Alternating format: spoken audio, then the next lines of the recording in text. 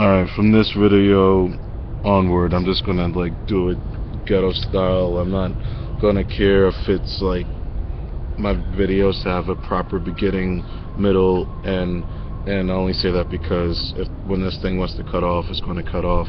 I can't control, or I don't know exactly. As soon as I'm done with this today, I'm actually gonna do a YouTube search, and not YouTube, but Google search, and actually see why my feed constantly disconnects, or not feed, but like the webcam capture, and hopefully the same way. Like I had a little issue with YouTube videos going black, and I was able to I wasn't able to find out an exact reason, like between YouTube or Google, as far as a solution to the problem. I just sort of figured, okay, it probably has something to do with the plugin. So I went to the web store and I downloaded some sort of extension that replaces HTML5, those particular settings. So I'm happy right now that, it's pretty fucking annoying every time I would watch a video and then it would just cut to black, and then I would have to use the cursor to bring it back. So before my last video cut off, I was actually talking about what the fuck was I talking about? I know I was talking about this new location actually getting the benefit of vitamin D. Oh yeah, that's right, focus groups. So I told my neighbor outside that I've actually done one focus group. I'm sure I've done other focus groups in different ways. I was telling my neighbor an example of this one woman who called me, and we spent at least 10 minutes on the phone. She was asking me questions. I wanted to find out how was I getting compensated for my time. But yeah, the one focus group I did, it paid at least $100 testing the new bubble gum that had more than one layer and unlocked different flavors the longer you chewed it. So it was asking me my opinions, and I went for 2 days, and I think it was $100 because if you were to divide it, I would have gotten $50 or maybe $60 a day. It's probably more along the lines of 50. But I've kind of determined if this is something I'm not passionate about, like these videos, I've kind of determined my worth as the same way that people who deliver marijuana or other drugs to people or meet up with them. Typically, I'm just using an example, I'm not going to name any names, but I met this one dude, I won't say through which website, but it's pretty obvious. But when he meets people in the West Village, for example, his orders, you have to have a minimum of $50 for whatever he has, to sell you. Washington D.C. I'll go into Washington D.C. in a minute, but with these focus groups, I was telling him I kind of look at it the same way.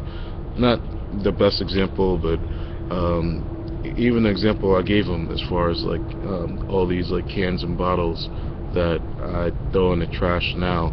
I mean, there was a point where I really went gung-ho as far as the cans and bottles that I got at this store, so I know it'll go through their bottle deposit. Even if there was any issue, I can just go to Walmart and say, okay, you sell this product, so they'll go ahead and give me what they owe me. But there's been times where the machine was down and they actually gave me money anyway. But it got to a point where I'm breaking a sweat for what, $5, and there's times where my friend Brandon, this dude I grew up with, he was talking about a time when we were collecting cans and bottles for fireworks. But I guess the main difference now is I'm going on 31 years old. It's not like I'm 8, 9 years old trying to buy fireworks for the 4th of July. I mean, if it was my prerogative, I can drive to South Carolina and load my trunk with fireworks. But that's something that if someone else wants to do it, I'll watch it. That's a story for another. That was actually what happened one July 4th. But so yeah, if let's just say if I find myself bored, I'll take a look and see these focus groups based in New York. I know they got like it's one of those dime a dozen sort of deals where you got for every company I look and see that would be legitimate as far as like actually paying up and not giving you bullshit and just asking you. I guess the main reason why I'm hesitant to sort of like pursue this line of income is because perfect example, you may see advertisement of like, oh, earn a free, Netflix gives you a free month, but I'm using Netflix as an example, where some of these programs you may be required to sign up for Netflix for 30 days and like do like 2 or 3 other surveys, and by the time you're done, like you never get what you want, but basically you feel like a smuck because these people who I guess clickbaited you, they certainly got what they wanted. And for me to sort of like dedicate my time and resources, yeah, if it's like a no bullshit, like the main point that my neighbor was trying to drive home is that you don't have to tell them the truth. Like, they don't know you. You can sort of stretch the truth as far as you can, where if they ask you like to name different hobbies or any sort of checklist, you check every single one. Obviously there's like things that you can't lie about, such as, I mean, I was going to use gender as an example, but even with that, there's issues with some dude walking into a Planet Fitness locker room. This is a true story, because when I first heard this on the radio or whatever, I initially thought that it was just like one of these, like, I know the term guile isn't really politically correct, but it'll help me make this point. When this woman saw like this individual that looked like a male, like, the point I was getting at was he didn't look female in any way, and that's what I didn't initially know. So this person comes into the female locker room, and the female like complains, and long story short, she loses her membership because Planet Fitness has a no gender, no judgment policy. Or I'm not gonna Google what Planet Fitness, like what their deal is. I can care less. But this woman was like making a complaint, and it sort of directly conflicted with what their company objectives are, or what they want to like portray to the public, for $19 a month. So my personal take is just I'll just say this, and I'll just keep it on the eye. I know if I came into a woman's locker room and said, okay, with the way I look right now, and say, okay, since I consider myself to be a woman, like mentally or internally, or just that's how I feel, okay, number one, that's going to be bullshit. Bullshit in the sense of like me justifying myself going into a woman's locker room. Now, I hate to say this, but I may, I don't know, I might have my hair out. I might have my hairs, like permed or like hot combed, or I may have my hair in a way that a woman may wear it as well, including, okay, I'll just like go out and say it, like, okay, if you see like a butch dyke in the, a gay pride parade, they're more likely would have like cornrows as opposed to something that's more feminine. Not to say that female women don't have cornrows, but if you see like a woman who identifies herself more towards a male, then basically that's what I'm trying to say. But I kind of digressed. So I know I was talking about Planet Fitness, but the whole topic was about focus groups. So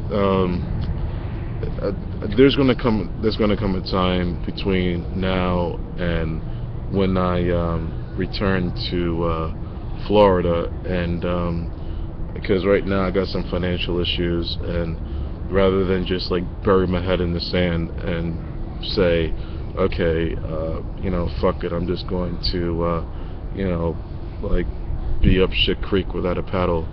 I'll just like that page, I'll probably hit Control D, and then sometimes when I'm bored, have no place else to go online, I'll revisit some of these links that I bookmark these pages, but there's less than a 10% chance I'll go back and remember exactly why I bookmarked it, or if I do see it there, it's just like it was something that it was a need I no longer have. But yeah, when I find myself in a state of mind where, okay, I got like this to pay for, I got that to pay for, I got like 2 family reunions and 1 vacation, plus on top of that there's some other expenses. And I know I was talking about focus groups. Yeah, so worst come to worst, I'm not gonna really I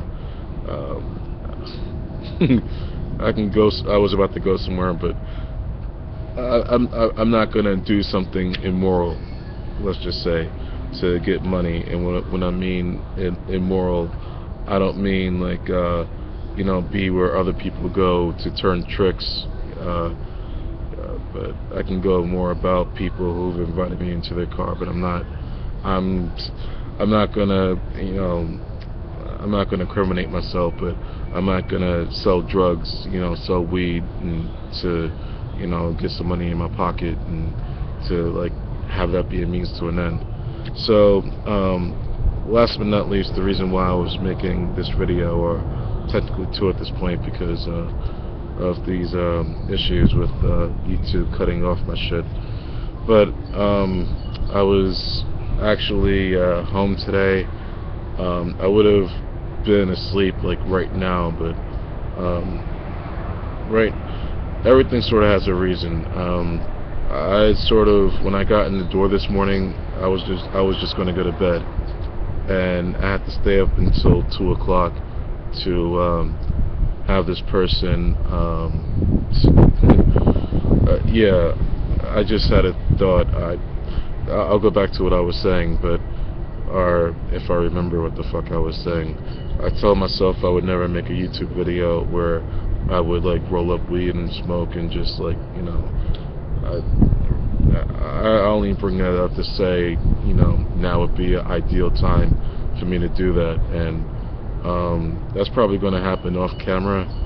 But I was talking about the lack of sleep I had, and also this thing with DC. Yeah, if I have time, let's talk about DC. There's a couple of things that happened, but yeah, I got 4 hours of sleep on the mega bus. And there was like a little stop in Baltimore we made, or technically White Marsh. So I know that the bus left at Union Station at 11 o'clock, and it was supposed to arrive, I don't know. All I know is that I got maybe a little more than 4 hours of sleep.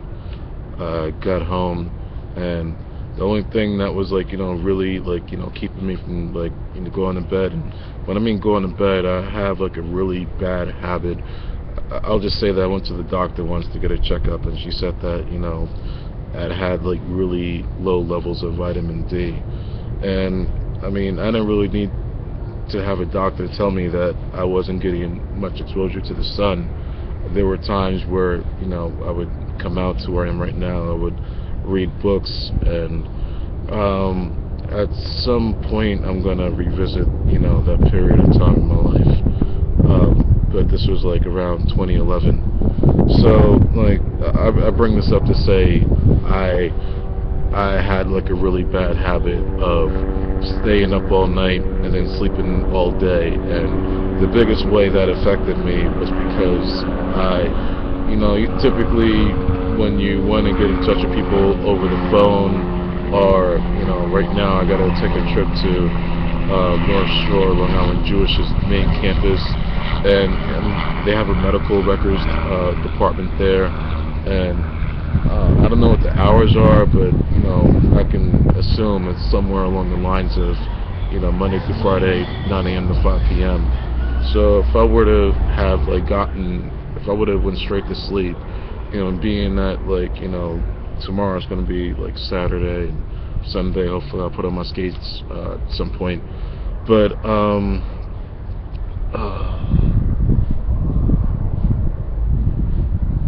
sometimes I needed just that mental break.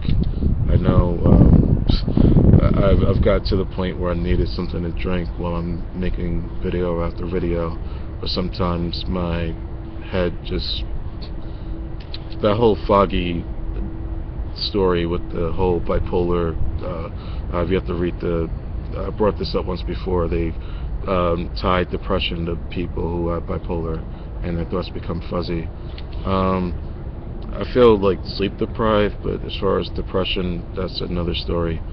So yeah, the point I was saying is I was trying to get into circadian rhythms, and not that I know exactly what that means or the definition, but I do know it means that it has to do with sleep hygiene, and basically if I'm getting into a habit of sleeping when the sun comes up, it's going to be really, really difficult for me to get back into the normal sleep habit that people who are able to maintain employment or at least finish high school. Personal story going back to my last 2 or 3 years in Cardozo, but yeah, there's been several occasions between jobs, school, or anything else for that matter, where if I needed to be somewhere at a certain place at a certain time, it was even one time I figured, I thought night work would be ideal, and there was this one job, and basically I started my shift at either 11 or 12 o'clock. I think it was more towards anyway, I would do an 8-hour shift, and afterwards I would go home, I would go to sleep, and I would wake up and it started all over again, and it sort of felt like Groundhog's Day, but it was a more depressing movie because there was no sun. So yeah, I know there's jobs out there where if you're a nighttime security person, you're in school, you can use that time to basically read and catch up on your studies or papers. But after that period, I've gotten through different periods in my life where I wouldn't want to revisit. Not to say you can't teach an old dog new tricks, and the last time I talked with my therapist, she was talking about wellness and different Android apps that'll help you achieve it, as opposed to conventional means of CBT books or DBT books. But yeah, I wouldn't be open to working a job only because I'm used to being up all night, and yeah, you just feel like a vampire at some point. So not to say, I mean, push come to shove, if there's something I have to do or there's some money I have to make, I'm not gonna turn it down. So right now, going back to the mega bust and the sleep, and right now I was really not that I can't fault this dude, because he contacted me yesterday in DC, and he was looking to deliver my device, which I should definitely have the door closed. Any case, so yeah, I told him yesterday when he asked me when a good time for him to come over.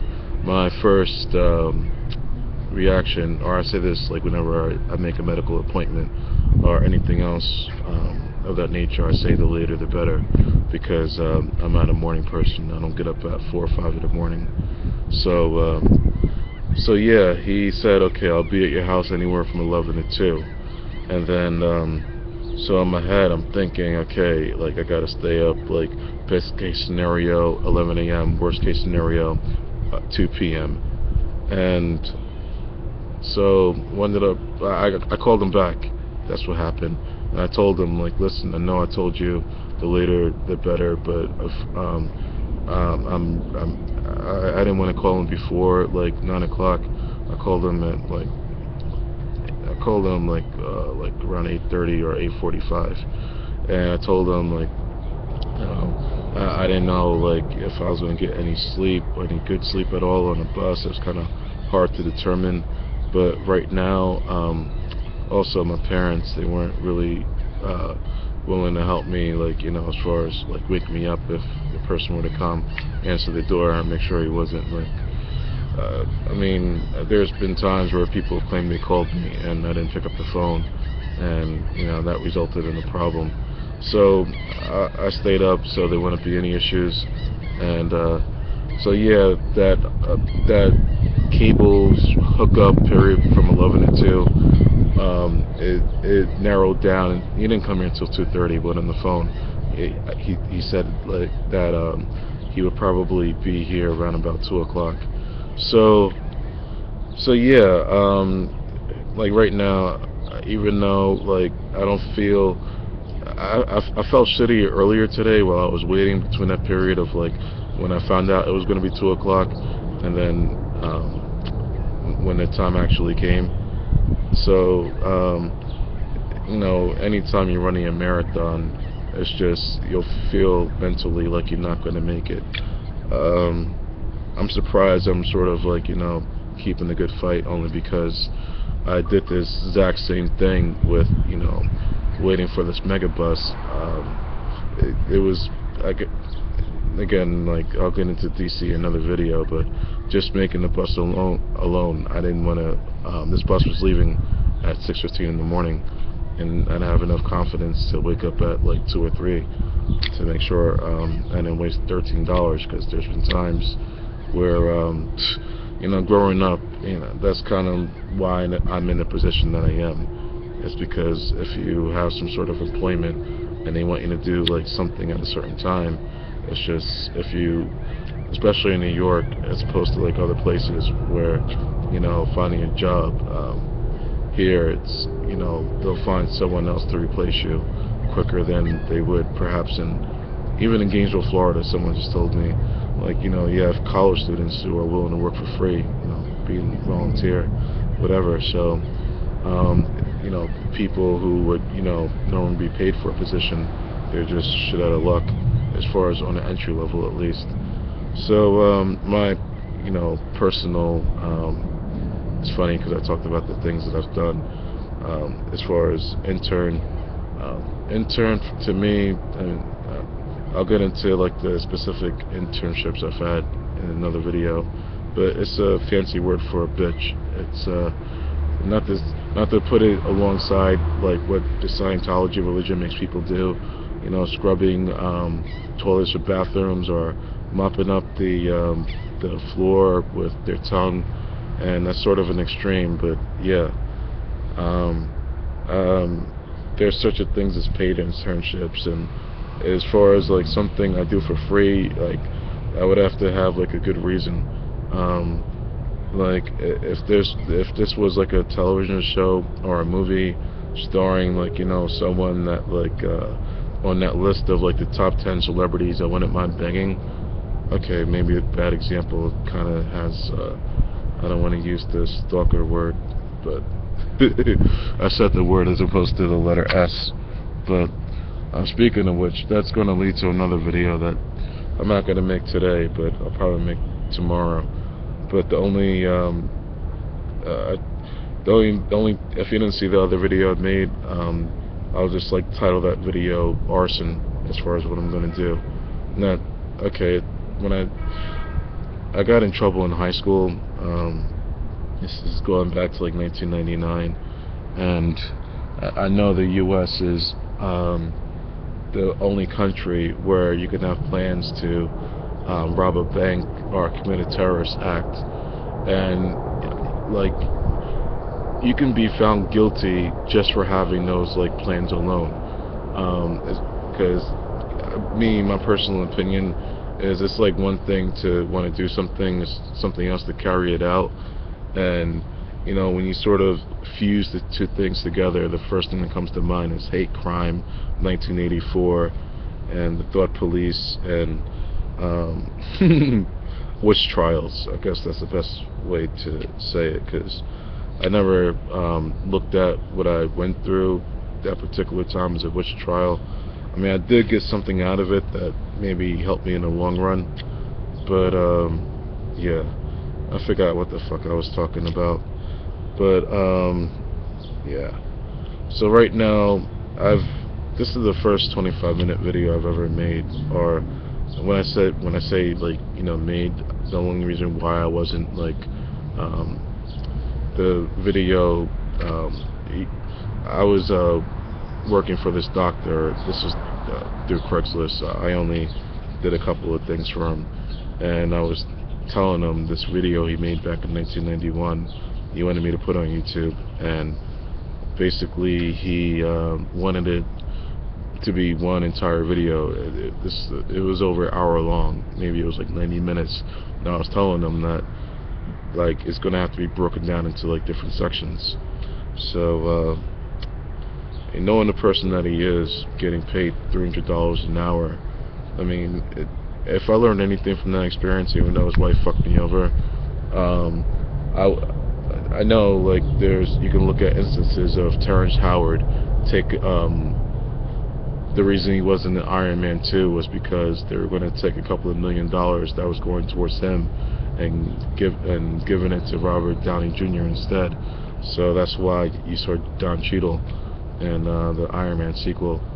And I mean, if you see people like getting paid $300 for an hour's work, then why the fuck am I gonna break a sweat for $5 collecting cans and bottles? And that whole environment thing, I mean, I know that's like an incentive, but if it's financial, I'm like fuck it. I'm not.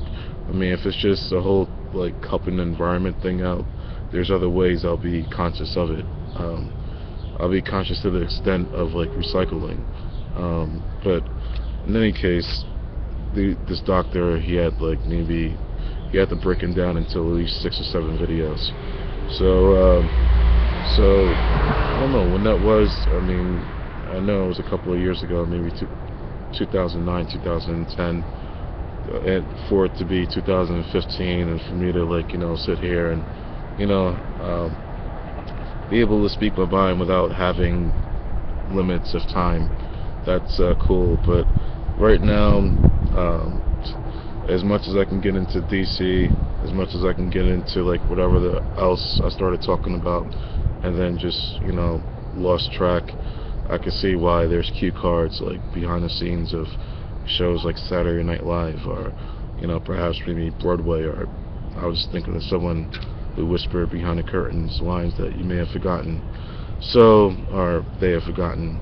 I kind of admired like people who memorize lines for a living, because I memorize lyrics. Then something as simple as memorizing lyrics to a song that was in another language is kind of more of a benefit to me than even though I'll end the video this way. I made a reference. There's a few videos I started making, and it doesn't seem too hard to gather the reason why I would continue making these videos. But there is this I'll go into more details than I went into before. There was this one woman who wanted me to she was asking me if I had some stuff on YouTube, because she was showing me things she had on YouTube, and she showed me one video, and I was pretty impressed with her singing. I didn't really think she sang that well. So reluctantly I started making a guitar video, and the fact that I didn't really hear a response from it I kind of feared the worst, and maybe these videos that I've been making over the course of a week was sort of only thing I can compare it to is a music video. Maybe it was Days Go By. I know it was set in Vegas. Maybe the name of the group was Dirty Vegas.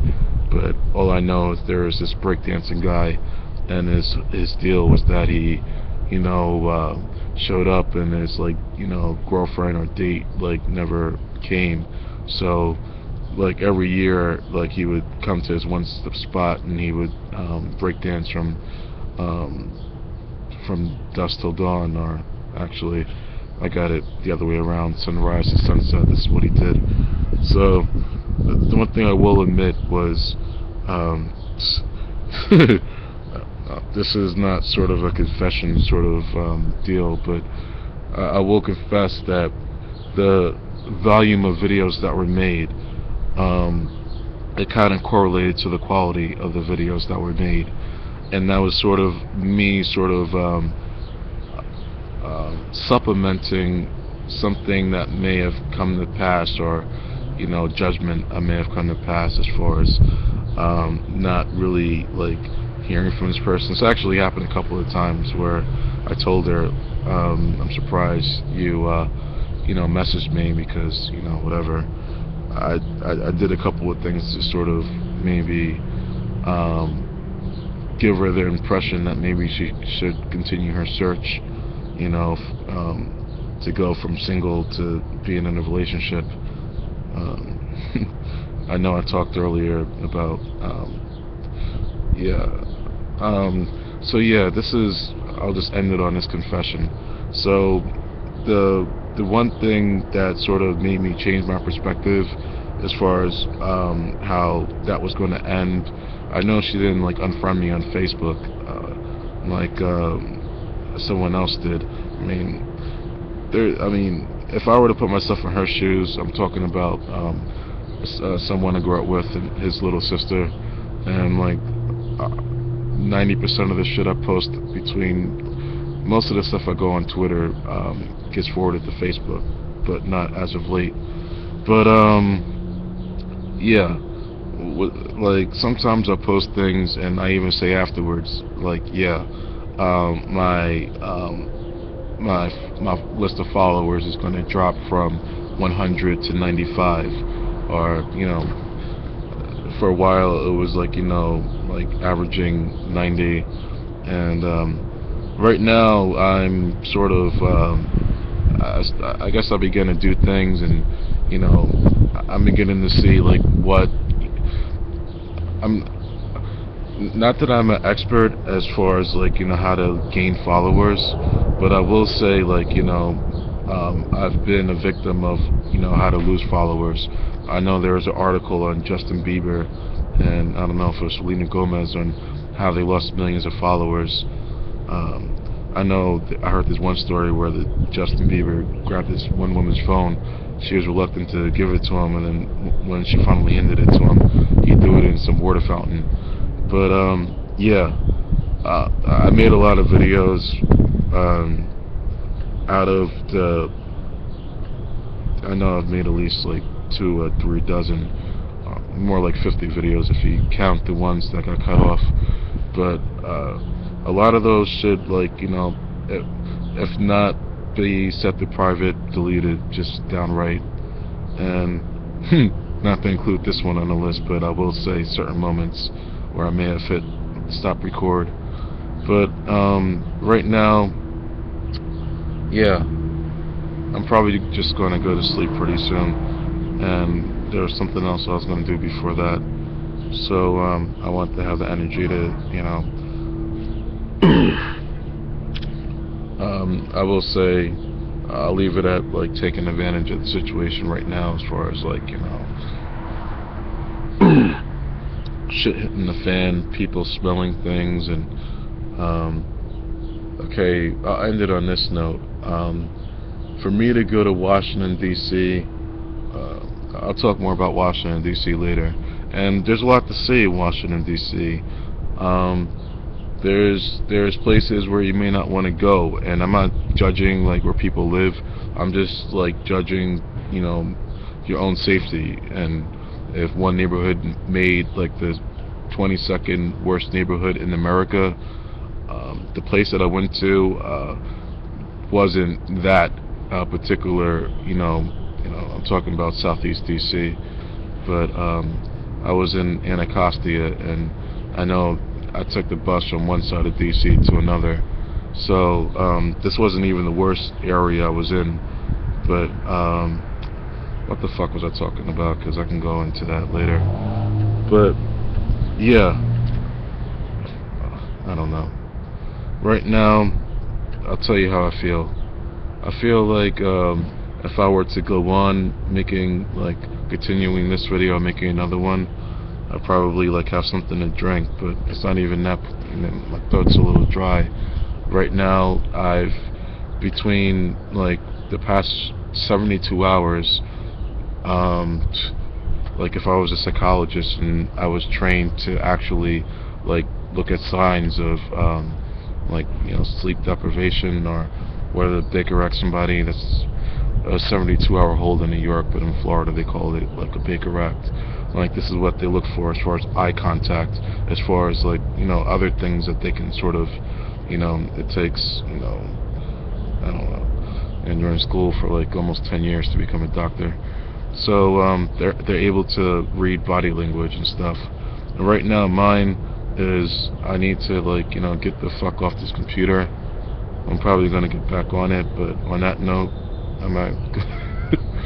If you've seen any other one of my videos, you would know what I was referring to. But I will seriously make one video as far as I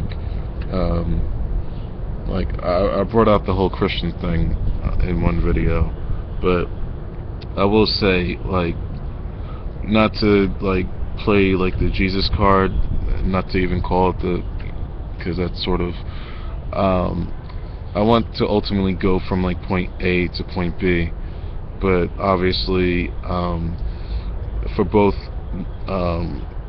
for more than one reason, I'd rather have something in between where it's at least about what someone was explaining about Scientology. They're explaining the test that you're given, and it's sort of similar to a lie detector, and they ask you a series of questions, and if it's about self-help and self-improvement, not about masturbation according to Fight Club's Tyler Durden philosophies, but I want to sort of get from where I am right now, and if you were to see the video in its entirety, then it'll create a pretty good description of where I am right now to where I want to be. And I don't want to be at a place where I'm okay, I got everything I wanted, so I'm gonna I wouldn't say denounce my religion, but to take all the blessings that I've gotten and use it to travel to places where people get naked. And I met this dude yesterday at the it was at the museum, and I mean, this dude was cool. The way he kind of pushed up on me a little bit at this Brooklyn Wildlife event in the city, it wasn't cool, but it was just, right now he's in the place for one day. It's funny, I'm really going to end it with this, because as much as I would like to go to different places and do tell stories and do performance art, I'm not going to get on stage naked with a whole bunch of other dudes. And as far as whether I'm being paid or not for it, it's just not really. Just I've come to a point in my life where sometimes people, Cameron Diaz has a video where or Jennifer Lopez, these celebrities do things earlier in their career, and then next thing you know, they turn out to be Anthony Weiner and setting up different email handles as Carlos Danger, and then you're trying to run for I think he was in Congress, and then he had to step down. And I mean, he was trying to run for mayor of the city, but all people knew was like Carlos Danger and his like dick pics and things that NSA like accumulates.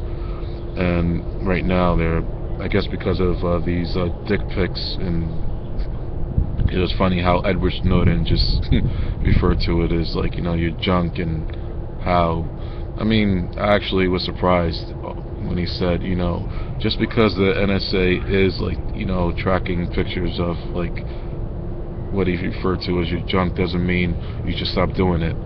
So, oh yeah, John Oliver.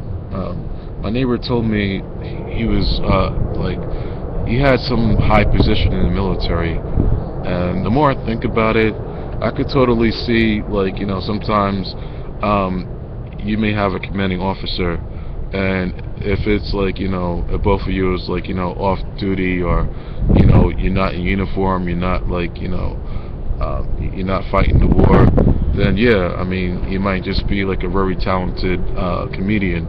I don't know. This is something I really gotta research, because my neighbor may have been mistaken.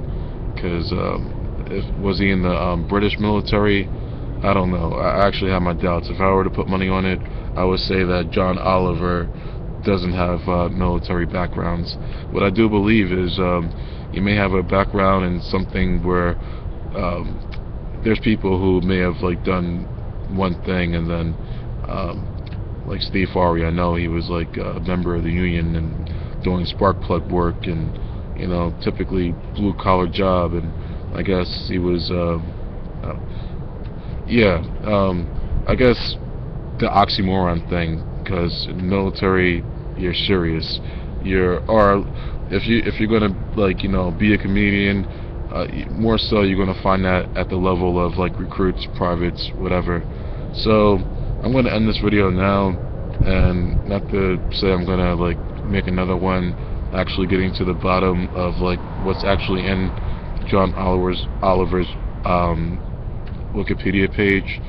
But yeah, between now and, I'm probably going to wait until 8 o'clock before I actually go to sleep, because I know if I go to sleep right now, I'm just probably going to wake up at a ridiculous hour, and if the past is the best predictor of the future, then I'm probably going to like get up at, if I were to go to sleep right now, I would get up before like sunrise, 3-4 o'clock in the morning, eat some breakfast, go right back to sleep, and yeah, it's just, yeah, my sleep pattern's fucked. Which is, in closing, I'll say this: the reason why I really want this to work, even if I don't get a penny out of it, not that I want to get recognition of like going somewhere and having someone tell me, oh yeah, I know you, and then I would ask them, oh yeah, you saw me like take pictures of female bodybuilders. It's like, oh no, not that. Oh, was it like taking pictures of like MILFs and GILFs at Fantasy Fest? They're like, no. It's like, oh, like one time this dude told me like, yeah, you went to SUNY Purchase, right? And I fucking I didn't flip the fuck out, but I mean, it's one thing if like I run into someone, or someone tells me, this actually happened while I was at Purchase. This dude recognized me from Cardozo, and there was a lot of Asians who went to Cardozo, and I said, I guess he was just one of them. I didn't notice him until that point. But when this guy told me like, oh, like you went to Purchase, and I just basically like, I mean, I just kind of took a step back. I mean, there's times where like I'm in the city, I'm at the Tribeca Film Festival watching like something like a documentary, and someone approaches me and says, oh, you go to Purchase, and then now like there was more than one occasion I was at outside of Penn Station, and people approached me. A lot of people approached me at that spot, but it was kind of weird walking down memory lane. But Purchase in particular, when someone tells me, like, perfect example, New Orleans, this dude, like, he's studying to become a doctor at Tulane University, a place I got 86 from. I'll get into that story later. And when he asked me if I went to Purchase, I'll just say this, not to deny, okay, if someone like, knows I went to school there, then that's one thing. I'm not going to deny going to school there, but it's just for reasons I'm not going to explain in this video. I'm not going to like really. I can even think of a better example of, where I would deny that, okay, that's not me, you're thinking of somebody else, just the same way Joe Jonas did it to me, or there was another celebrity, Eva Longoria, just, deny. If you like, basically get charged with a crime, or a witness to something, basically there's going to be like a limit to what, you tell the police, especially if there's going to be consequences behind it. So yeah, I kind of I know there were maybe 4 times I've like said, okay, yeah, I'm gonna end it on this note. But when I start talking about things that I have no intention of sharing in these videos, I mean, there's some things that like I will say. There's things that I definitely won't say, and it's just yeah, I talked about like different people and their comfort as far as what they want to put out there. But when it gets to a point where, okay, I don't really want to, yeah, in conclusion, the point where I was getting at before with the recognition is if someone were to say, yeah, like, I know you from like a YouTube video, and yeah, if they knew me from a YouTube video and it didn't feature like A, female bodybuilders, or B, like other people who were like somewhat naked, or C, like, there's like, there's a lot of videos out there where I'm playing the guitar and Times Square, not Times Square, but the areas around Midtown Manhattan. That's the easiest way to say it. And I don't know if they put it on YouTube. I know, like, it got to a point where I started making videos only because this woman asked me if I had anything out there. But yeah, I know for a fact the guitar is going to. I might actually take my guitar with me. Right now I'm in a situation in Florida where I can, like, before I'm really ready to like throw in the towel and say,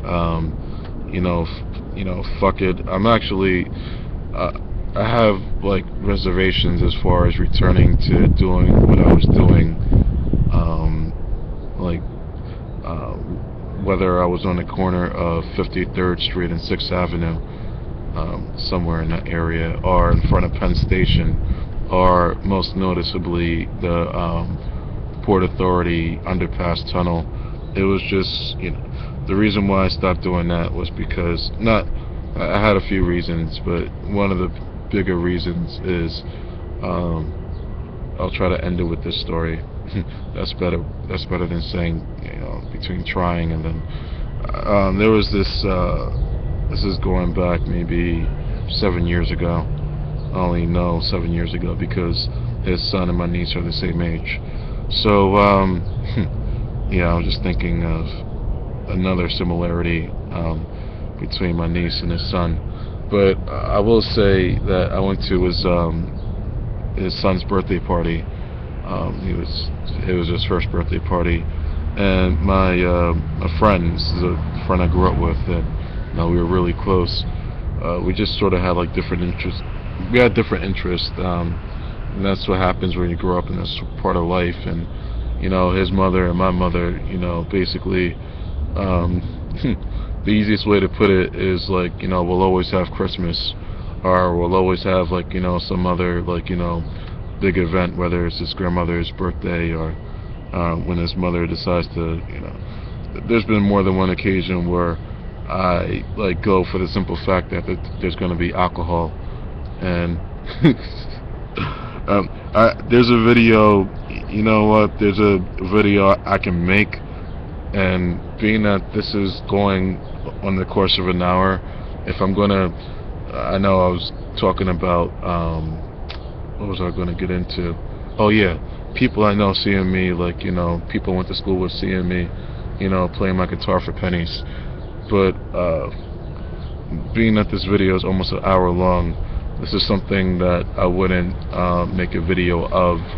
I just happened to think of it. But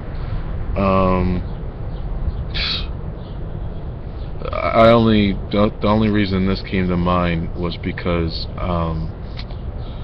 you know my friend who I was talking about, he's basically one of the biggest differences between him and myself is and I'm not gonna I'll just keep it on him. Like, he's stayed in contact with people we've grown up with, particularly people we I mean, not just high school, but people we've known since kindergarten, first grade, second grade. And not to sort of narrow it down, but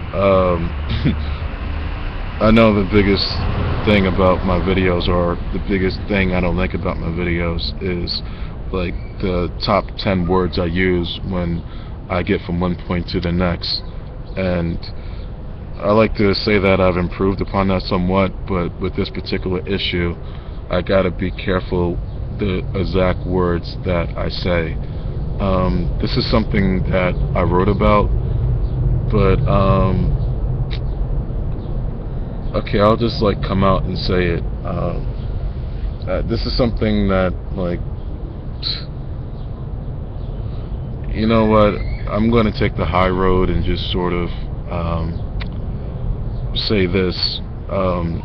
If there's someone that's actually happened seriously.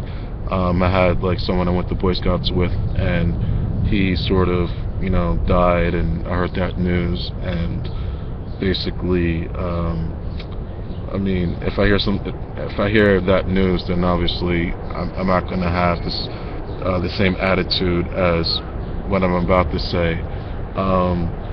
They did a study on Facebook of socioeconomic status, and how people on Facebook sort of get depressed when they see people moving on in life. But without sugarcoating the issue, and I say sugarcoat when I say this, as far as the point between when all of us went to PS 251 and to Benjamin Cardozo High School, and from the point when everybody last saw each other, it's almost become there's a scene in this one 80s movie. I've actually totally forgot. Now, the title is actually The Last American Virgin. And there's a scene in the movie where, I don't know how it started, but they're just having a contest to see who has the biggest dick in the locker room. And not to make it something homophobic, but it seems it's one thing to be happy for somebody with what they've achieved in life. And I'm not just singling out one particular person, or I'm going back to choosing my words, but there's a fine line between catching up and saying, okay, well, this is how I've sort of since I went to this university, this is how far I've come in life. And then they turned to me and they said, okay, so Chris, what have you been up to? And then basically, since this topic to me is not really something that's easy to talk about, I'm just going to do something that I normally wouldn't do. So when they come to myself, it's and they ask me, so Chris, since the last time I saw you at Brandon's party, and that just basically pretty much exposed who exactly I was talking about. So what are you doing? I know I'll make this joke afterwards, but my response would be, I know after like the funeral, there was a couple of questions asked, but this is my response. And if there's anybody watching the video who has known me since the age of, I don't know, okay, if you've known me like before like 1990, like this is like for you. So this is where I'm going in my life, and I'm just going to move the camera, and I'm just going to bring it down to this. So right now I got a lawsuit because okay, I'm not going to like do I'll continue to say what I was going to say, but I wasn't going to continue to do what I was going to do. I got a lawsuit pending because I took a drug named Risperdal, and if you know what Risperdal is, then you can sort of like get like, you know, see why they were prescribed Risperdal. And then as a result, like, you know, now I have gynecomastia, which is like a medical term for male breast. Right now, I'm battling with LIJ, which is a true story, because, you know, they don't want to return my phone calls, and then when I do speak with somebody in person, they'll just, like, you know, say someone will get back to me. And basically it's like, you know, Pink Floyd's The Wall, but there's a, anyway, if you haven't seen the movie, that's the reference I was getting at. But yeah, so I gotta go there in person, find out like why the fuck, you know, am I having a difficult time finding medical records from a clinic that you closed down in Queens Village. So that's like the only thing that stands between, like, you know, a settlement and then I don't know if we're talking six-figure settlement here. I know even if it is, like, the lawyers are going to get maybe close to half of that. When I say half, I mean 40%. So I'm not talking like, you know, lottery money, but right now it'll put me in a better position to make some investments to you know, so I can be like settled. And when I say settled, right now I've achieved that to a certain degree. I'm not, you know, again, but right now I mean settled in a sense of like, you know, I'm not gonna say like, you know, when people ask me like, you know, those questions when you first meet people of the opposite sex, I'm gonna say settled in the sense of I'm happy where I'm at this point in my life. And I mean, if I do come across some money, and you know, I mean, some people spend it on like, you know, car insurance, gas, car itself, repairs. Me, like the money I would have like, you know, spent on a car, even if it was just like $500, I would have. I don't know. I've been to Europe twice. I know I'm going to Asia for the first time. By the time I'm done, you know, seeing every place I want to see. I mean, when you travel, you discover like, you know, places that you may not have wanted to see, but you know, people tell you about. Like, for example, I was in Spain. I never heard of Granada, but I've never really seen like castles. So I know there's at least 2 castles in Spain because I went to one in Seville. So if I were to ever return to Spain, and I mean, I have like one reason to go back. Yeah. So, you know, sometimes you travel, sometimes it makes you like a worldly person. The one thing that I decided, I mean, I wasn't intending to go to this art museum, but I mean, I'll talk about that more in another video. But nothing made me happier than to see these illustrations on canvas, and sort of like, you know, recognize it even before, like below the name of the artist and the name of the painting, see exactly where that's located. And I was like, yeah, like I was there, you know.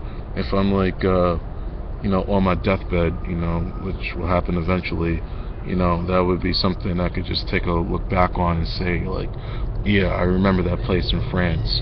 I remember, like, that was Amsterdam, that was Spain. I want to be able to say, like, yeah, all those images of Rome. Like, I went to Italy. To be quite honest, I could have went to Venice, but yeah, yellow fever made me go to Bangkok instead. So yeah, I'm fucking tired, and I'm in celebration of this video going over an hour.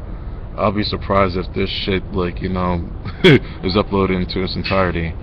And as much as I would want to cut it up, I'm not, just to, like, maybe go back one day and say, like, yeah, this is like my very first video, sort of how John Taffer talked about how he introduced a never before seen bar rescue, and he said this is the first one I did, and I forget where in New Jersey it was, but in any case, I have it saved in my DVR, and I'll probably watch it whenever I have time to bullshit in front of the TV, which is what I've done for most of my life. And I think now it'll give me an opportunity to sort of flip the script. I thought about an opportunity, sort of set in fiction, of going after the same way James Silent Bob went after all those people who said, like, all that shit, moviepoopshoot.com. The people who said all that shit on the message board, when they got their money, what did? They flew to their house. They asked them, that you say, like, X, Y, and Z, and when they admitted to it, that's when the beatdown took place. I just thought of, like, tracking down, like, not every single, I'll probably narrow it down to the favorite, perfect example.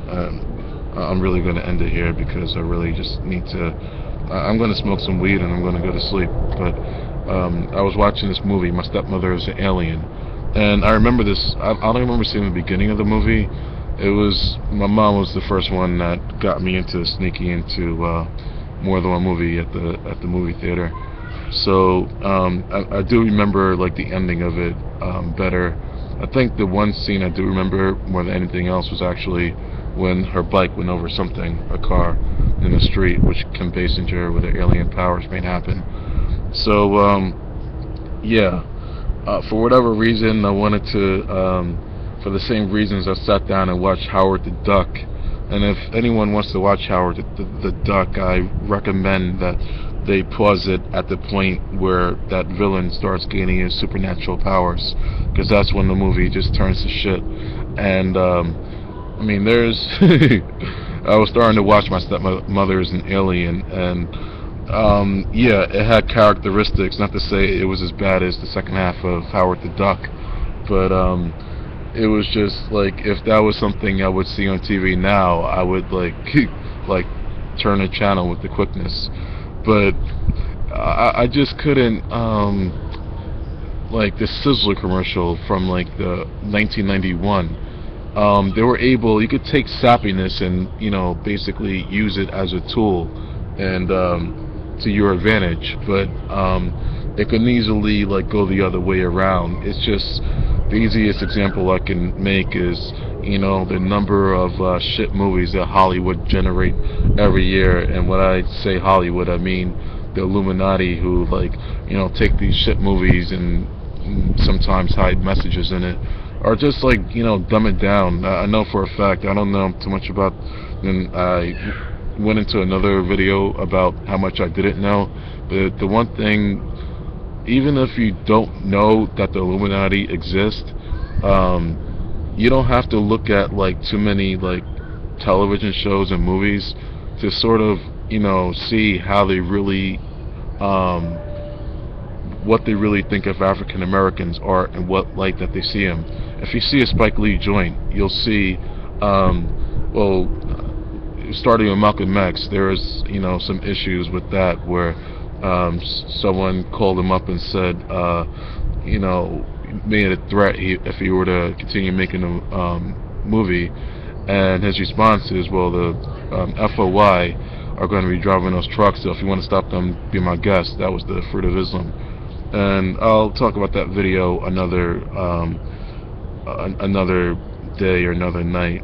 I may even reach out, play the high card, take the high road, and see if someone may want to, or at the very least, hear his perspective on what happened. But I mean, outside of, I mean, I know Spike Lee and Tyler Perry refuting, but I guess if you want a good example of, ways that, African Americans were not like, and I'm not talking like, blackface or just, UPN. They had a series of sitcoms, and it was just as I bring up UPN because in the discussion afterwards, they were talking about that. But Spike Lee went to my school, and that was 10 years ago, which is really, really scary. Thinking about how long it's been since you've completed that period of your life. And I'll be honest, and like, I was talking with somebody, and he was telling me, because I've heard a lot of things about how like college is the best 4 years of your life, and how I agree with high school being the worst 4 years. The only thing I'll say about that is like with like college, not unless like you're going back and forth to school, like that barrier or that like, typically like no matter how bad it got, and trust me, there's certain people who know me watching this video, like Risperdal was no surprise, but no matter how bad it got, like, you always had your parents to come home to.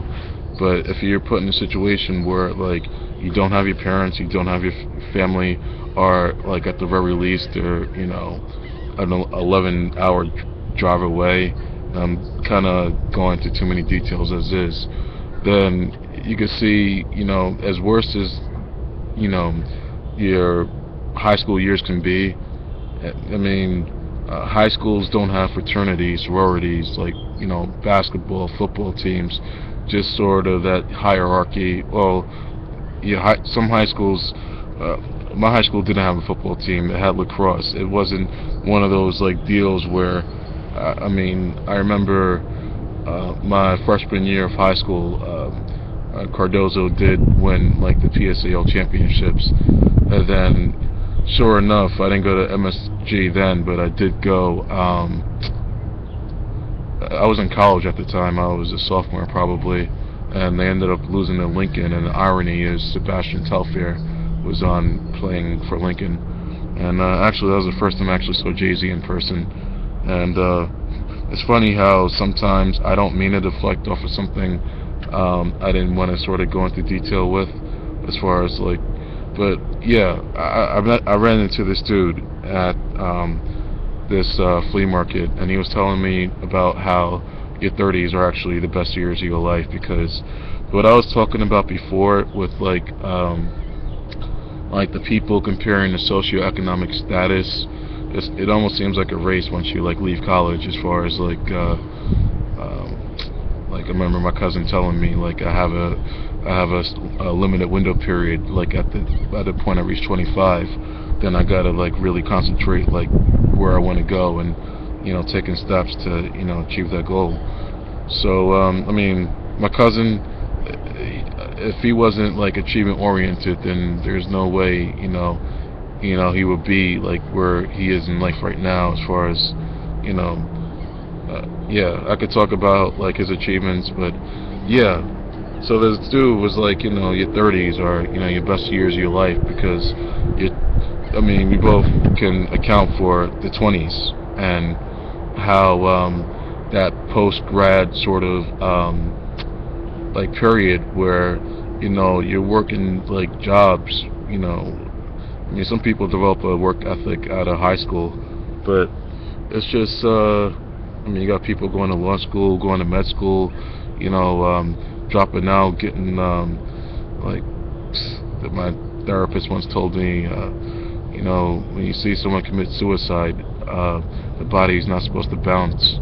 I'm guessing like that was from medical school, if not undergraduate studies. But in any case, that's how you feel. If that's what you want to be, if you want to like be a professional, you want to bill people like $75 an hour or more. So it's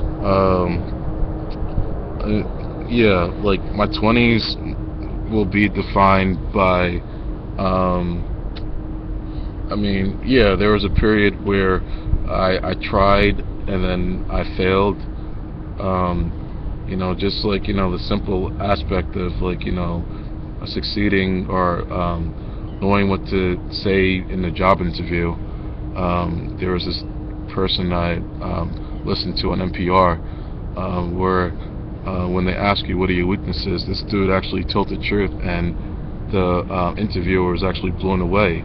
Like, for example, he had a background in like some sort of law enforcement. When they asked him like, did he like ever do drugs, and he said, yeah, I took mushrooms when I was 14. And people was, I mean, they couldn't hire him, like, for that fact alone. And people would ask him, was there some sort of like record of you, like, being arrested, or any paper trail connecting connecting an employer to like your drug use?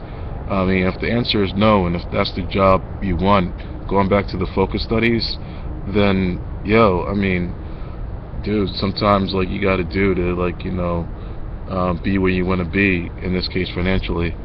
So yeah, there was this good like quote of Kurt Cobain. I actually told my dad this. I never did finish the documentary. It just started getting depressing, and there's times where I'm in a depressing mood. I can't like look at something happy, and it's sort of, last night, not to say like I was in a happy mood, but if I'm gonna watch something and it's gonna bring me down and become depressed, are there times where I want to become depressed? Yeah,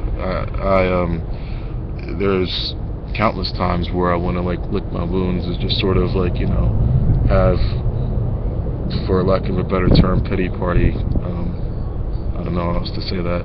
Yeah, I could sit down and finish watching the rest of that. What was the name of that? It was titled Kurt Cobain Montage of Heck. So yeah, my 20s will always be defined by how it ended, and that story, that's another video, because literally on my 30th birthday, that was basically the end of like, I mean, not to say that I'll never do, because I was actually talking with a couple of like friends of the family, or at least they were talking about peyote in Mexico and Texas, or in the Southwest. They were talking about other things, and like the two drugs I actually took, and I'm not gonna go too far into it. Acid and mushrooms. Like, mushrooms can fuck you up. I know there's cases where people have died taking acid. The person that was in one of the 27 clubs, Woodstock '99, Blind Melon, the lead singer, the greatest, the known single is No Rain. He died of acid. People have taken acid, they took it, didn't come back. Mushrooms, from personal experience, I would say that there's a way you can like overdose on it. And I did hear stories of people like, jumping into train tracks or jumping off of buildings. And I will just like tell people just from experience that what happened to me. One thing I learned is just not to say I would do that again, but the last thing you want to do is just, I was in a crowd of people in like a concert, but anything like that, it's kind of best to like have a chaperone, someone to sort of make sure you get home safely, make sure like you get to sleep at least. So I gotta count like a one hand. I gotta go into Adobe After Effects and count how many tangents. So yeah, to end the end as far as like your 30s being the best part of your life, I turned 31, and I would want to say like maybe 2 months. I don't feel like doing my math right now. My birthday is July 17th. Today is May 8th. So yeah, right now I'm sort of the only thing I can say is like if you do have a period of um, like drug use, like hardcore, more so than anything else. There's some people who say they can't pick up another bottle and drink. I could say that once I start like when you start doing those things, taking ecstasy, other stuff, it like for me it was mushrooms. It changes your brain chemistry, and when you start to feel like shit, you feel like you need something to pick you back up, and eventually at some point, if you want to stop, I mean the easy way is to like maybe check yourself in a rehab. Even a rehab, I mean, you can a horse can lead you, or you can lead a horse to water, but you can't make him drink. I mean, I was in rehab 5 years ago, and it was just I was like more content than ever, in some aspects. Or as far as like I was content with the situation the way it was, and then continuing to do things that made me happy, which was to put that in summary. It was the first time I was learning about uppers and downers, and the one thing I do remember, like painkillers. That was the one thing I remember. I was I was 25 at the time, and I brought up transference in another video, so I'm not going to explain it again. It's something if you can Google if you so choose. I remember taking like some codeine. It was like 2 pills, and I remember I had this one song by Meatloaf, "I Would Do Anything for Love," and I was attached to that song only because transference means like when you have like a crush on your therapist and your positive feelings turn into sexual feelings.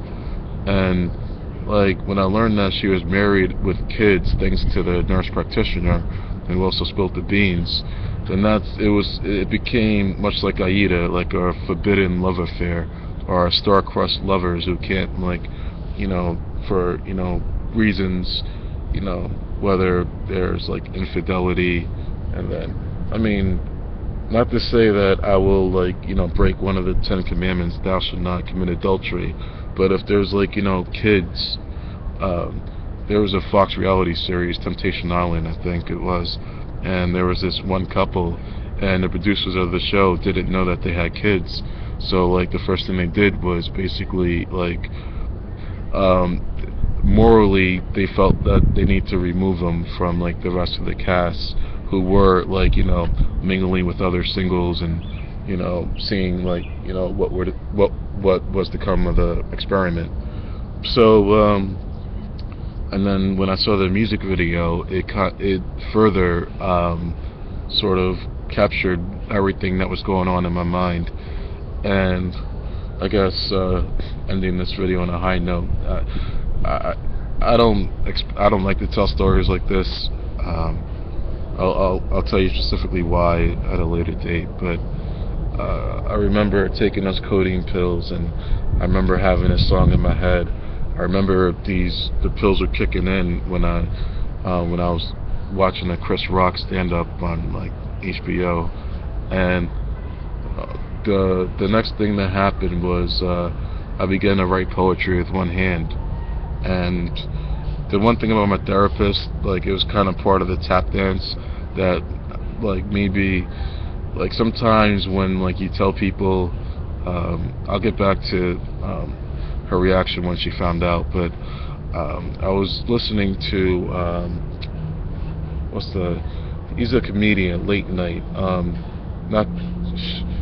he's a British guy. Anyway, I know he's not. Craig Ferguson is his name. So he has this chick from The Office, and not to say I wouldn't fuck this chick, but Sometimes even if I do feel that way about a woman, whether they're like on TV or like someone you see in real life, because I've experienced this in both settings, where if you're gonna like bring up and talk about like some disgusting shit and um, not to say like I would be like the Indian walking off the Adam Sandler movie, saying like this offends me, but I'm not going to sort of. So yeah, that's the chick. I don't know the woman's name. All I know is she was on The Office. She has blonde hair, and I guess that was like the biggest reason why I wouldn't like want to touch her, because of like like topics she may bring up like in character or out of character. But I mean, she's not like a bad-looking woman. I mean, if I saw her in a bar, I mean, I'd probably hook up with her. I mean, just because of the fact that the opportunity was there.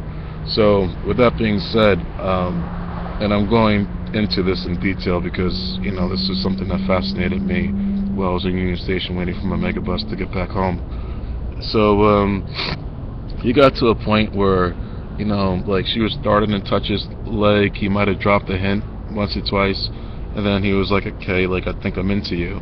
And he's like, oh, you mean, at some point she said, he's like, oh, you mean mutual respect? It's like, yeah, that's it, respect. And then he kept bringing that up because not to sort of I wish I can sort of do the YouTube annotation and link it, because the last thing I hate to do is fuck up exactly like how it went down play by play.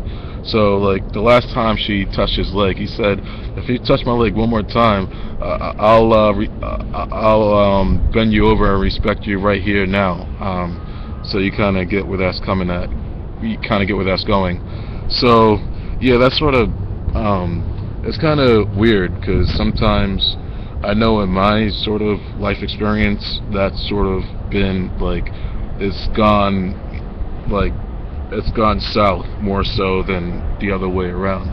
That's why this whole like psychology business and therapists, it'll be something along the line, sort of, I guess, on a higher echelon, or like being like a teenager in high school and maybe either like maybe sharing your feelings for your teacher to one degree or another, and have those feelings be reciprocated. That's also known as like countertransference. Or you can be lucky to have the teacher just like throw herself at you. But I know I was talking about poetry one hand. So yeah, in case I didn't spell it out, I know I was going to her reaction. So I was I took these codeine pills, and and it inspired me to write poetry with one hand. And basically, the beans are already spilled. Like, she knew how I felt about her. I even brought up another song, "You Can't Always Get What You Want" by the Rolling Stones, and like she was able to like see right through it once I like mentioned the title more than once. She said, "Wait, like when you say you can't always get what you want, are you talking about me?" And as much counterpleading as she did, it was just like one of those.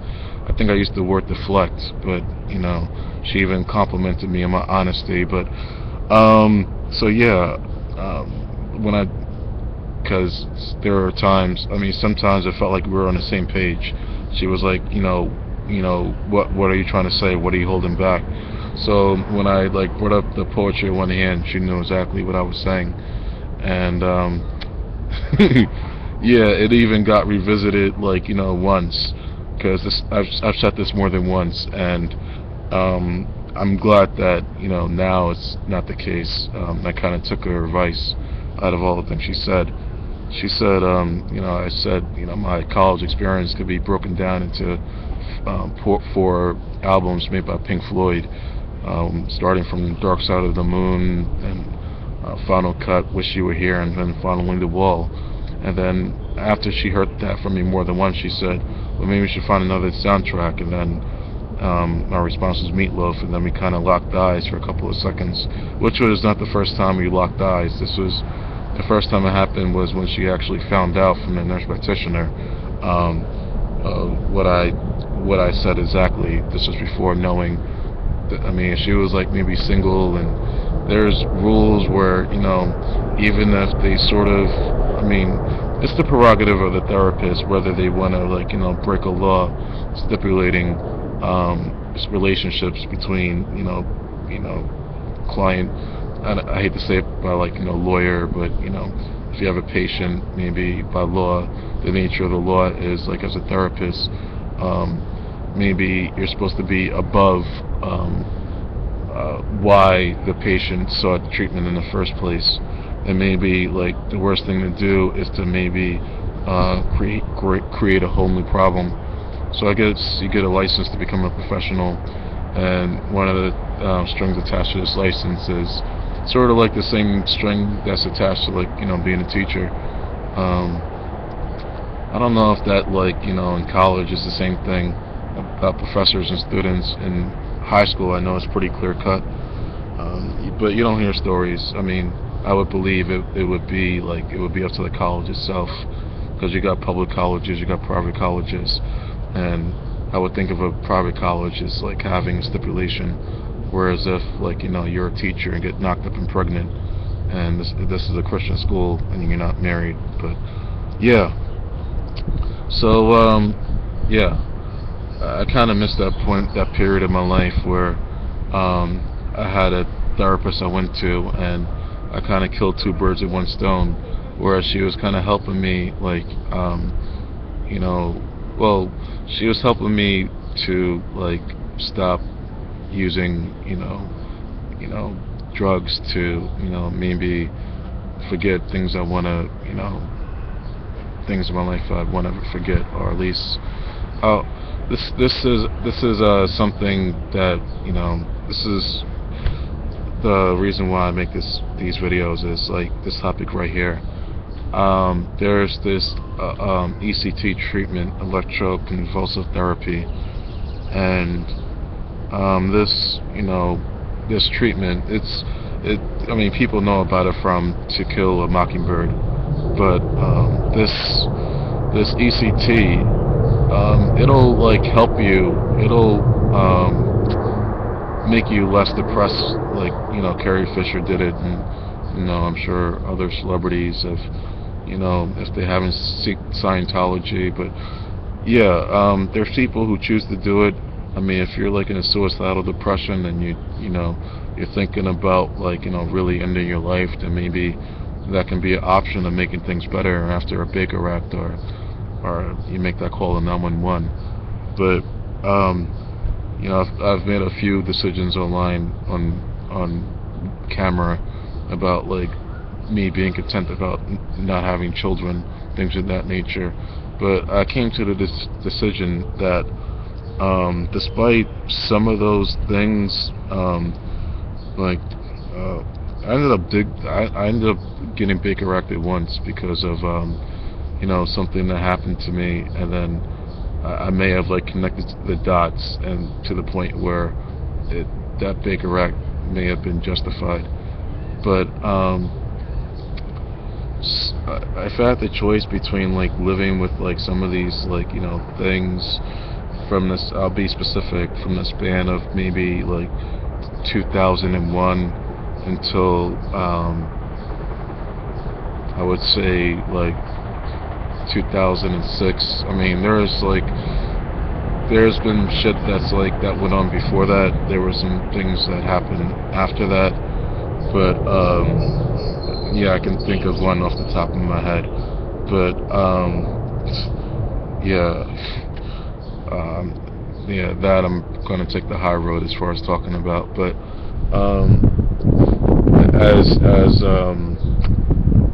yeah, one of those situations, like, when my uncle told me, I wanted to have him take me and my grandmother to this place where, I mean, I could walk there if I wanted to, but my grandmother, she can't. And he got fired from the place, and he said he doesn't want to go anywhere in that vicinity. So yeah, I just thought about, like, that was one particular example. If I had the choice between, like, possibly erasing those memories, like, out of my head, and at the same time, sort of, like the never-ending story. Like, I know I go into segue after segue of, like, jumping from, but I'll get back to my point because ECT was it. Um, there was this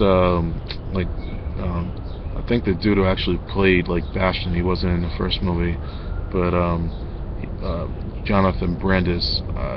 I don't know, like, what happened. I don't know whether I think he died, and I think the circumstances were kind of tragic. They kind of, when people, like, talk about tragic stories with child actors, or I know he was a teenage actor, but it kind of falls into the same category, like Corey Haim. But in this story, Never-Ending Story 2, there was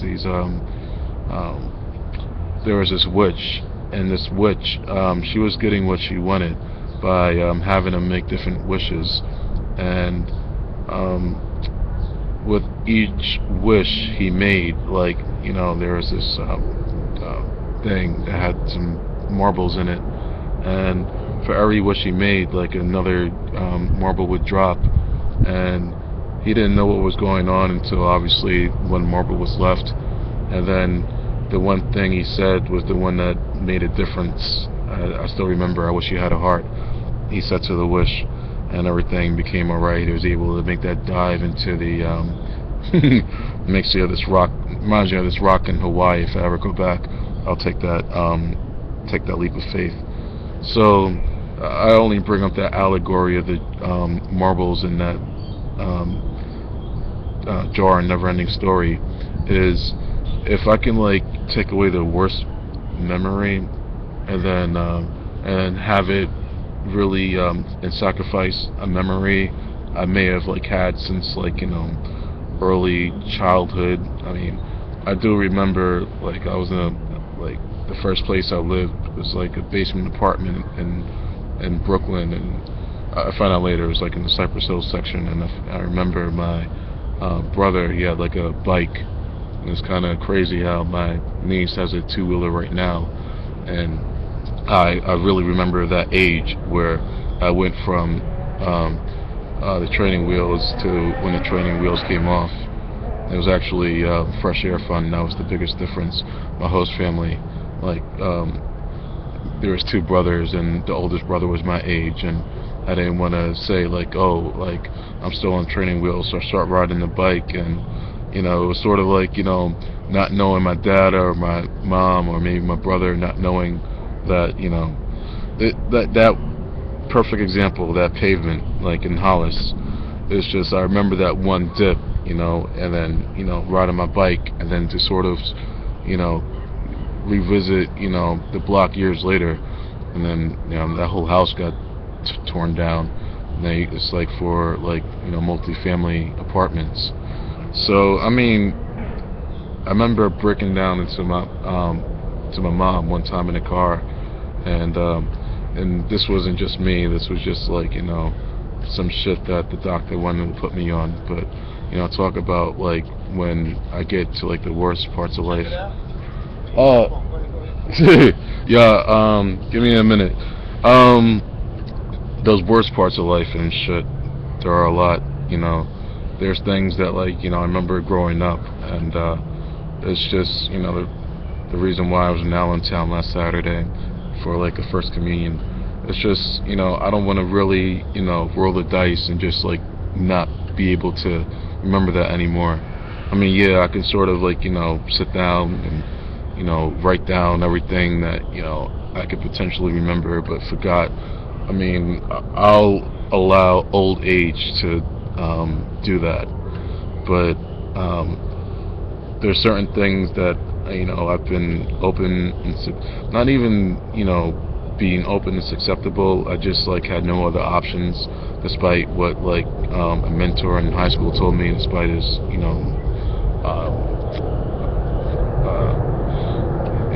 he was a doctor. He actually, I can't think of the word I'm looking for. When I was in high school, I had a mentor, and he's actually friends with me on Facebook now, and I'm really happy for him. And when I say happy, he's got a son of his own now, and like I remember he was telling me something, and then there comes a point where credentials, that's the word I was looking at for before. Sometimes someone can have more degrees than a thermometer, but it's at the end of the day, it's your life. Something that, like, they always say, at least in that profession, if you're in danger to yourself or somebody else, then, like, that situation may be taken out of your hands. I know it's happened to me at least once, as far as not really being like, I just thought of something else. I know I talked about something that I didn't want to get into. I'm not just like, talking about my own issues, or I'll just say this. I mean, I'm grateful for, like, a handful of the things that this person has done for me, but I will say that they don't know me, and to the point where like they know things that, like, they don't know me to the point where they know what I'm capable of and what I'm not capable of. And, like, even family, it's just, I like to think of myself as, like, okay, like when you say be in danger yourself or somebody else, I like to think of myself as not being like people who are behind bars for taking someone else's life, and I don't mean in self-defense. I will say that I'm not a type of person who has a firearm of any sorts, and I talked about that before. So going back to CBT, how I'm going to end it, it's just yeah, I'm not going to make that trade-off. Am I going to, like, have those, like, depressive episodes where I'm going to like, have those, thoughts ruminate, or at the very least, like, maybe, because when I brought up those 4 Pink Floyd albums, it's just one of those things that made me, like, help me cope with it, or like that comfortably numb stage where, like, you literally like all your resources, like, you got to that stage where you couldn't go any further without, like, seeking assistance from, like, a professional, and, like, an emergency room. So I mean, I've been in that, like, period more than once, where in the movie they show him just, like, in the chair, incapacitated, the paramedics, like, breaking down the door, and the next thing that happens is they start to comfortably numb, and those words I've done by heart. I can break up my guitar and start playing it, but for reasons I've mentioned more than once, yeah. My 20s was about, like, being comfortably numb. My 30s, I don't know. I could tell you what it's not going to be about. It's not going to be a rush to have a kid, because some people, I mean, yeah, it's cool that they they have a house, they have a wife, they're doing financially well, but, like, you can be in your like, like the same age as, like, Snoop Dogg, and I mean, Snoop Dogg can, like, can pay to have someone, like, watch his kids, but yeah, I just there was a situation that was brought up in when I took a bus to Pennsylvania, and it reminded me of, not to say that Jersey Boys wasn't a good movie, but there was one particular fuck it, I'm just gonna there was a this is based on a true story. Sometimes you watch a movie, typically for me it was the other way around. I would watch a play such as, like, Rent, and it was interesting enough for me to want to see the movie. With Jersey Boys, would I want to see it in person, especially knowing that, some of the hits, because I did know, like, 2 or 3 before watching it, it wasn't really, the era I grew up. But Frankie Lyman, or yeah, I forgot his. I know his first name was Frankie. I know he changed it. Frankie Valli was his name. He put himself in a position where he was going to pay um, the debt of the person who actually discovered him and put him, like, front and center stage. And he felt like, this is what he owed to the person who, like, got him, like, in a position of, being on television and radio. So in the process of, paying this debt, at first, like, it wasn't discovered, like, how his daughter died, but it was no mystery that he wasn't in his family's life. Like, and it's one thing for, like, you to be, like, estranged from your wife after having kids. Like, I was watching Boyhood, and you could see Ethan Hawke. I actually met him. It's kind of interesting how, like, I met him as he was filming that movie, if you think about 2005.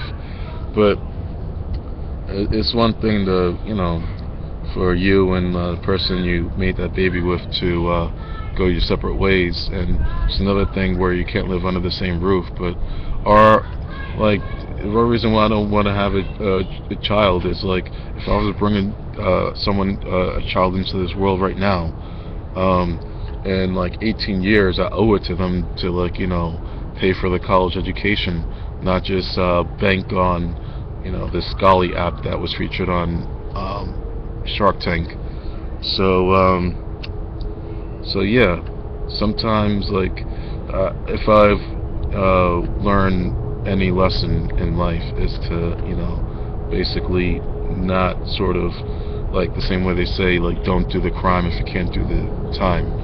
It's just like, and I mean, for similar reasons, I don't even want to go back to Fantasy Fest.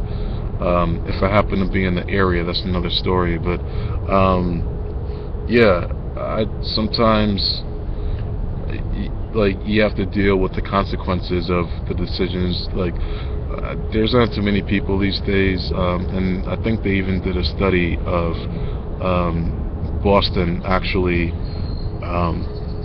having more twins than any other city, only because if you think of Boston, it's like the number one sort of, it's not even college town, it's like, that's where Harvard is, that's where a lot of other prestigious, well-known colleges, public and private, are.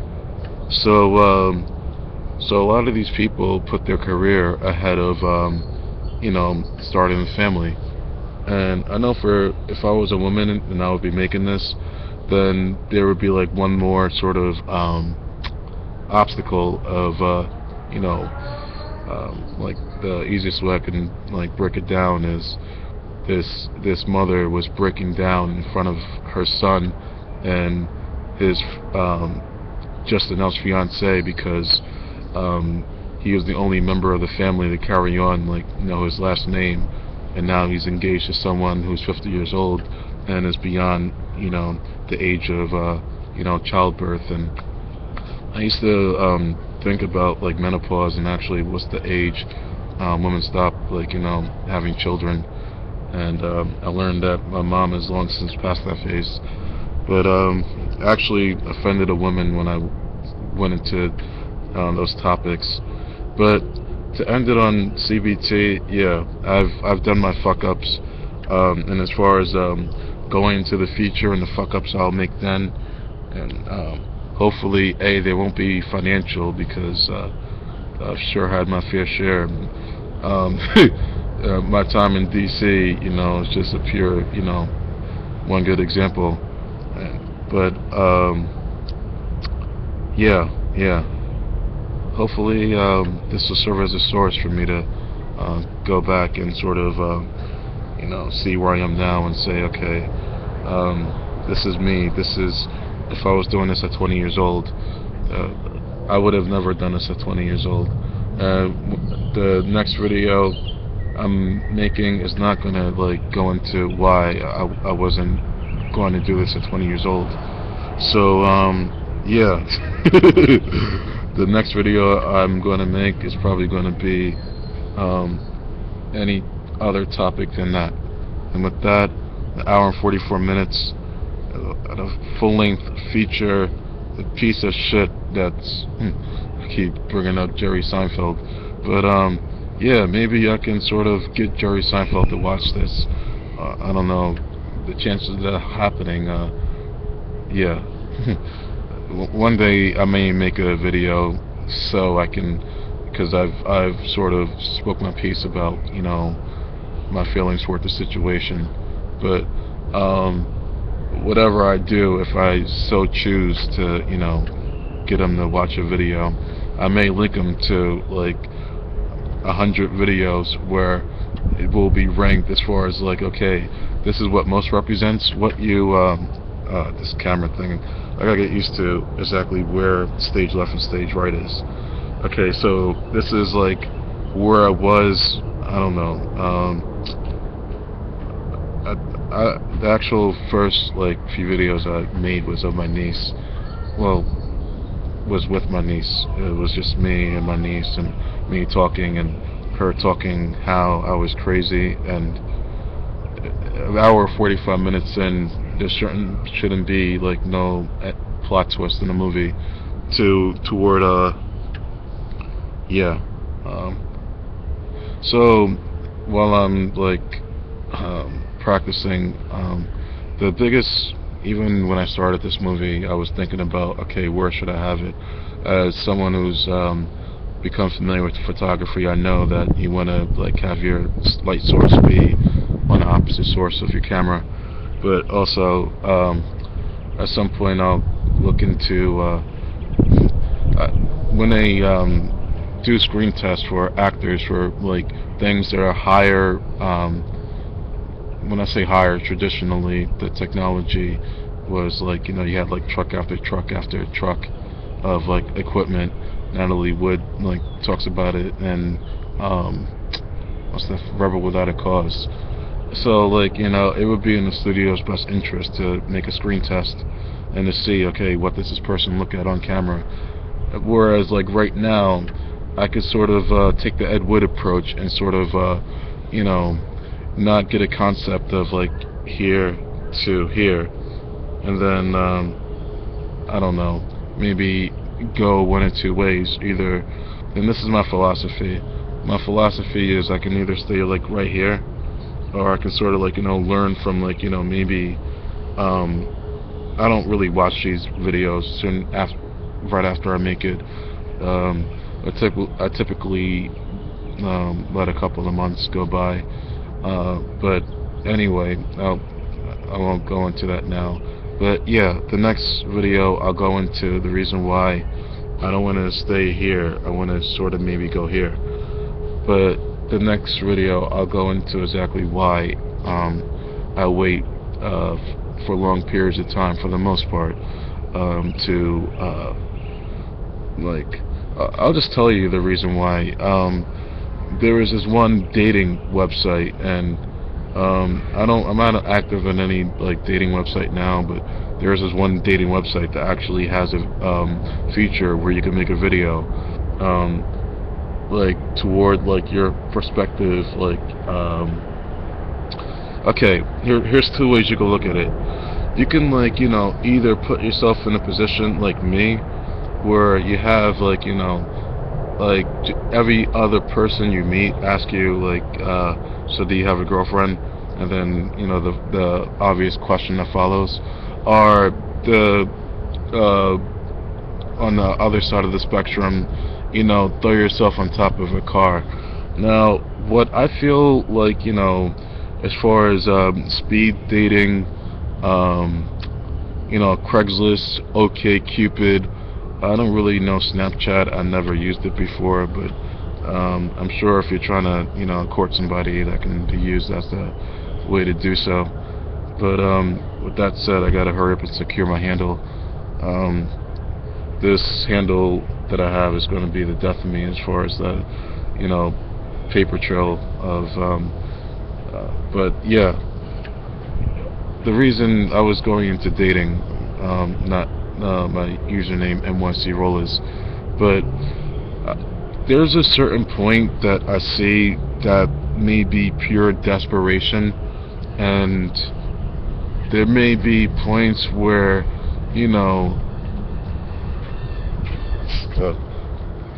there may be points where like your balls are blue, and you might want to go on like Craigslist and, you know, any other site that, you know, highselect.com, and then that's sort of, I mean, if you take a look, it's sort of sketchy at the same time. But this is my personal belief. I mean, if I was like, you know, maybe in my like past that age, I mean, I dare say like 40 or like 50, 60. You know, I got a choice I got to make whether I'm going to do like the speed dating thing for like olders who want to mingle, or like, you know, go to spring break and Cancun. I'm probably not going to push up on 18-year-olds at that age. But right now, I'm not even ending this video on I'm ending this video right now because despite like reason number one, the sun has gone down, it's behind my neighbor's garage, and for reasons why I always used to do videos in the kitchen, I need a better light source. And number two, the temperature is dropping, so I took my shirt off for a reason. As soon as this video is on, I'm taking it back on. Now, I always thought of it as a joke to actually end this video with my man boobs, but while I hit stop record, I'm just going to do just that.